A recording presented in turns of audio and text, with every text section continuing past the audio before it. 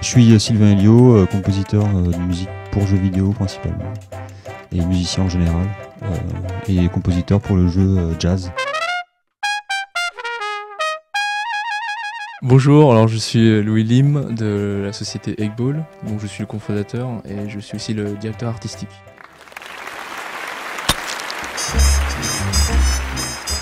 C'était une longue maturation et pas mal de réflexions sur comment aborder. À la base, ça devait être vraiment un jeu musical où il devait y avoir beaucoup d'interactions et tout ça étant assez compliqué à mettre en place. Mais c'est vrai qu'au début, on voulait pas faire comment ça s'appelle, une espèce de rock band du jazz ou je sais pas quoi, c'était pas l'intérêt quoi. Surtout que le jazz, bon, ça a beaucoup de styles différents, c'est pas forcément super rythmé ou je sais pas quoi. Donc c'est vrai que très vite on a mis ça plutôt de côté quoi. Donc on voulait vraiment une ambiance jazz plus qu'un jeu de rythme de jazz.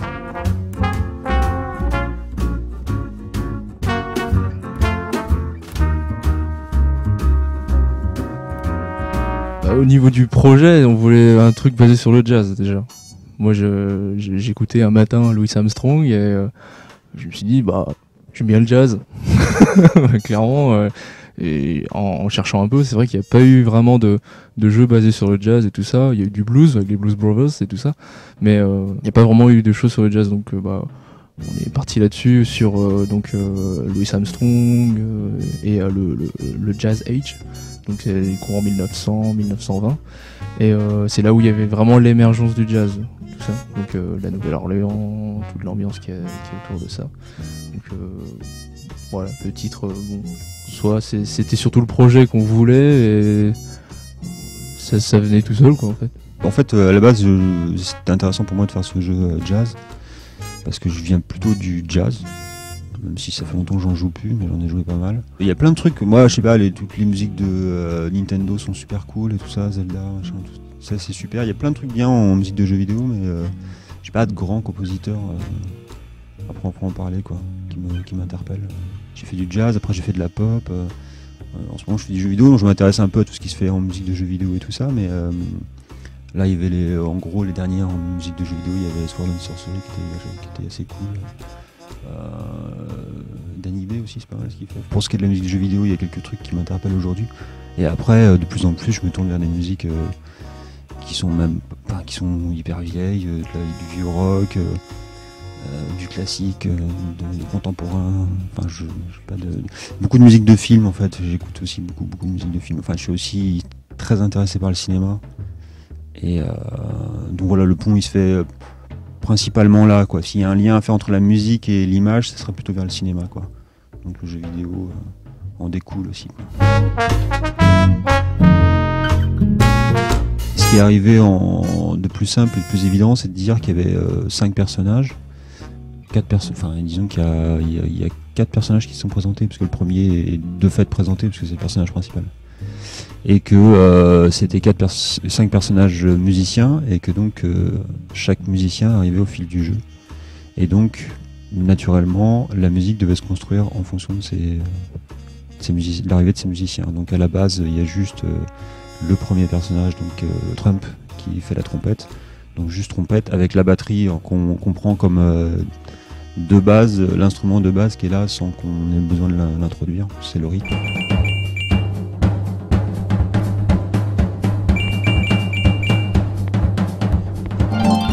Et après il y a la trompette, le trombone, etc. Et la musique se construit et à la fin on a tous les instruments qui jouent la musique. Donc voilà, c'était à la fin de l'interaction musique-gameplay, c'était ça quoi. C'était la grande idée quelque part plus scénaristique que gameplayistique. Il n'y a pas vraiment de contrainte technique quoi, si ce n'est une contrainte de poids de musique. Évidemment puis là même sur iPhone il n'y a pas vraiment de contrainte de poids parce que c'est pas un jeu qui doit se télécharger en 3G. C'est vrai que la seule contrainte pour des jeux iPhone c'est surtout de savoir si le joueur va y jouer avec le son en fait, parce qu'il y en a beaucoup qui jouent pas forcément avec le son dans le métro ou je sais pas quoi avec leurs écouteurs. C'est la seule contrainte en soi. Donc maintenant vu qu'on oriente quand même le jeu sur un univers musical, on incite quand même à ce qu'ils mettent ses écouteurs. Donc, voilà. C'est vraiment des musiques qui tournent en boucle de 2-3 minutes. Donc il n'y a pas de grande surprise de ce point de vue-là, même en termes de... parce que je fais aussi les bruitages et tout ce qui est SFX et tout ça derrière, il n'y a pas eu non plus de grosses contraintes. C'est assez classique comme type de traitement sonore.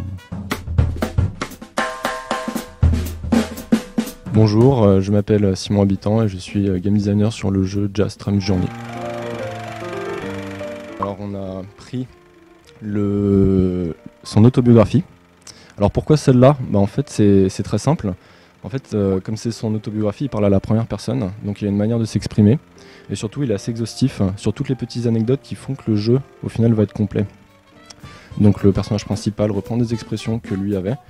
Sa relation avec sa grand-mère, les périodes de sa vie, son passage en prison, le carnaval qui côtoyait tous les ans. Et en fait, il explique donc les débuts du jazz et son ascension. Et c'est ça qu'on a voulu reprendre pour l'histoire du jeu.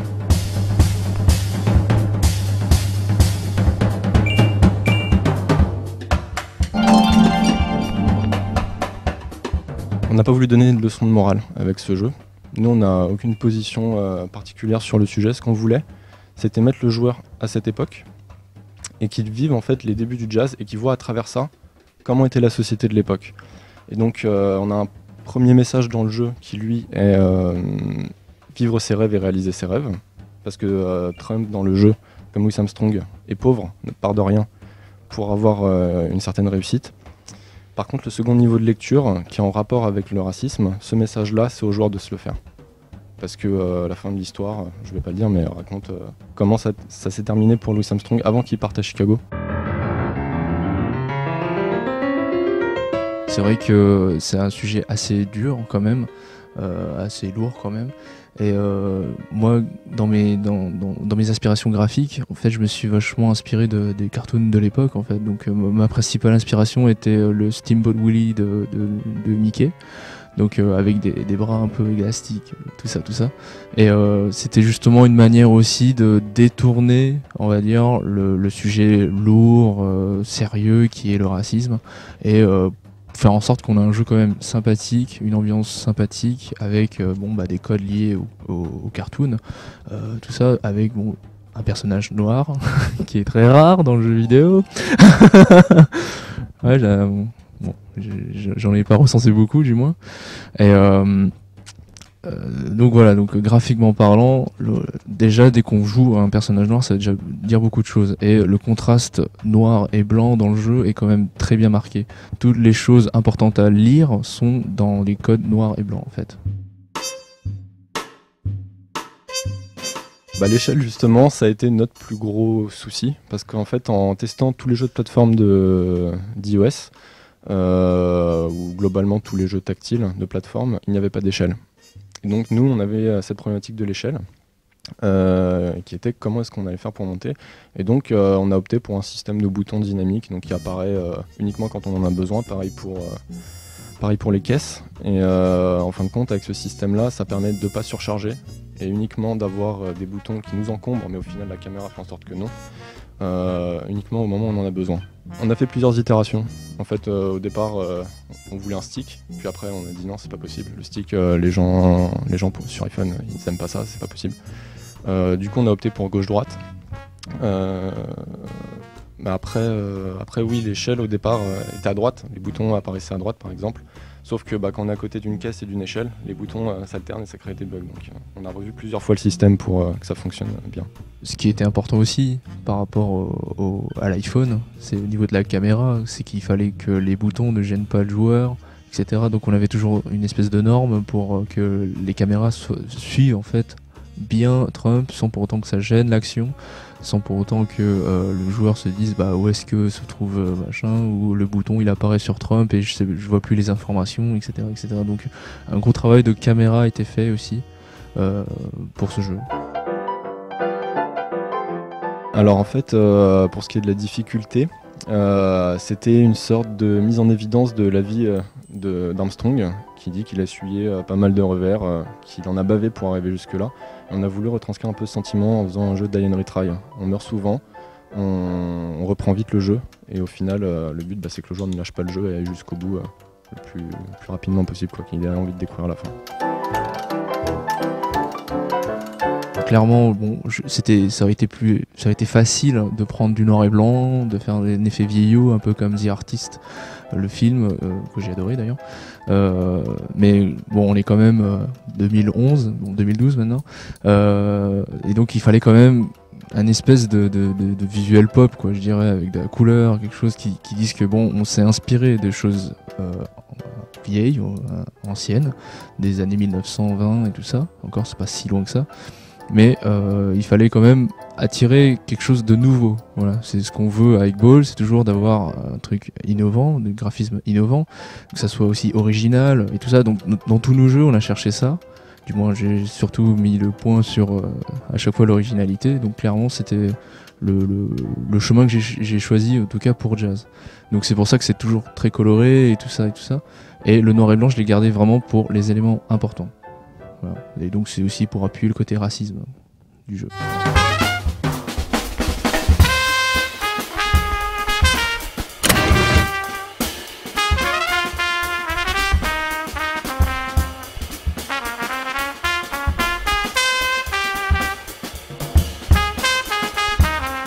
C'est surtout dans le gameplay, le fait que en fait, le personnage peut avoir les pieds dans le vide. Ça, c'est Mario qui l'a inventé, tout simplement parce que il y a une gestion d'erreur pour le joueur, sinon ça devient impossible et il s'arrache les cheveux. Donc c'est surtout des références en gameplay. Après, moi j'ai vu Zelda, quand le joueur trouve pour la première fois la trompette et qu'il lève la trompette au ciel, comme Link le fait avec un objet qu'il trouve. Pour Mario, en fait, on a repris pour l'histoire, justement, le principe de base de Mario qui est sauver la princesse. Et en fait, le joueur, durant tout le jeu, va devoir sauver la princesse. Mais on a fait une sorte de twist, un peu comme Bread, qui a le même principe, mais qui au final retourne, fait quelque chose de totalement différent. La chose la plus fière dans le jeu, les crédits. Tout le monde nous fait que c'est trop classe. non, mais vraiment, c'était vraiment le côté... j'ai rarement vu ça, et je m'étais dit, allez, on se le fait. On se fait un crédit jouable, classe, et voilà, bon, ça c'est plus pour nous en soi. Mais pour moi, c'est le petit truc que j'ai demandé et qu'on a eu, et voilà. Et moi, c'est le scénario. Parce que il y avait un pôle gameplay entre guillemets. Moi j'ai surtout planché en pré-production sur le scénario. Et au final, le voir prendre vie comme ça m'a fait plaisir. Avec des cutscenes. Donc voilà. C'est vrai que les jeux de plateforme sur App Store, il n'y en a pas beaucoup. Il y en a beaucoup qui sont imités. Il y avait un Mario-like qui était bien connu. Il y a des jeux qui sont aussi difficilement jouables, des trucs comme ça. Donc c'est vrai que on avait voulu faire un vrai bon jeu de plateforme jouable. Du moins, on a fait en sorte que ce soit le plus jouable possible. Maintenant, il y aura toujours des gens avec le tactile qui arriveront ou qui arriveront pas, mais ça c'est le tactile. Malheureusement, on peut pas faire mieux que ça. C'est vrai que bon, on a quand même misé sur on va dire la pauvreté du nombre de jeux de plateforme sur iPhone.